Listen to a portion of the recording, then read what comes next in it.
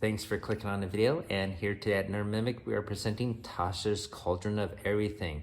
This is a supplemental rulebook for 5th edition Dungeons & Dragons, and I have to admit I don't really play much of 5th edition. I'm more of a 1st edition player. I do have the core books for 5th edition, but that's pretty much it. I never thought I'd pick this up, but I had a chance to go to a store and I saw this sitting on the shelf and I thought, wow, this is a really wonderful cover. It's done by Wiley Beckett, and certainly it's better than the standard cover that you would see, that you see here on the stores predominantly. And they did have a reissue with the white cover, but I never saw this cover before, and I thought it was something special. I thought I might pick it up. Now I know this contains magical items, however, I'm more interested in monsters and stat blocks. So once again, it's not something I thought I'd pick up, but I did. I'm not going to do a 100% flip through of this book, as most of you probably have this book already, and those that don't, I just want to show you one page that I thought was pretty cool, and that would be on page 167. And getting there right here. So here is the origin of the mimic colonies. I never knew that it would be in this book. I thought it would be more in a different core books, such as maybe the Tomb of Foes or something of that nature, but not in this magic book. But here it is. And so here is this wonderful art piece, and I wish it was even blown up larger, but you can see the structure is a mimic. That got the teapot is a mimic. The plants are a mimic. I mean, everything that you see here basically is a mimic. And so they describe mimic colonies as multiple mimics can get together and grow together and form large structures, even buildings, bridges, crystal formations, cliff faces, statues, nearly anything it desires.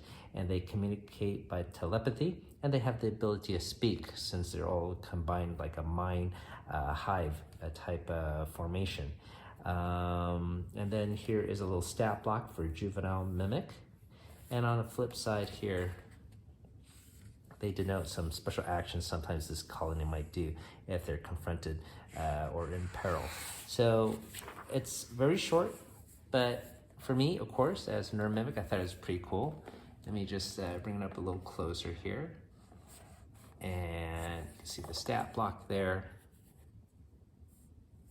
So the artist that did this, well, before I talk about the artist, you might also have seen this, the Mimic Colony miniatures that WizKids came out. So I've seen this before, but once again, I did not know that this was the origin. So I just wanted to share this information with you if you guys were not aware of it.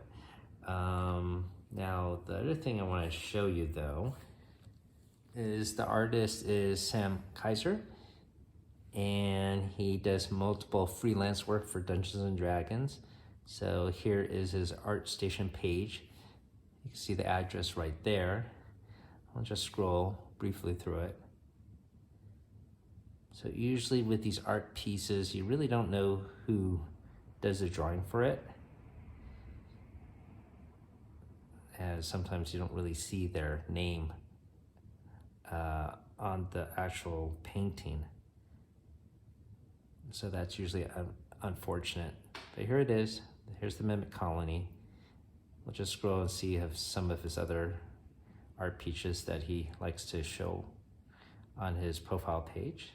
But pretty cool artwork. And we'll click on the Mimic Colony. And you could blow it up and enjoy it. Certainly I do. I think it's just wonderful. You have your classic chest here, the chair is a mimic, the little book stand is a mimic, the little case that holds maybe some knickknacks is a mimic, the barrel's a mimic. I mean, everything you see here, even her teacups are mimics, and her chair as well. The little flower pot, it's pretty cool. I think it's one of my favorite art pieces from 5th edition for sure. And I've seen it multiple times, but I was pleasantly surprised to see it in Tasha's Cauldron book. So there you go.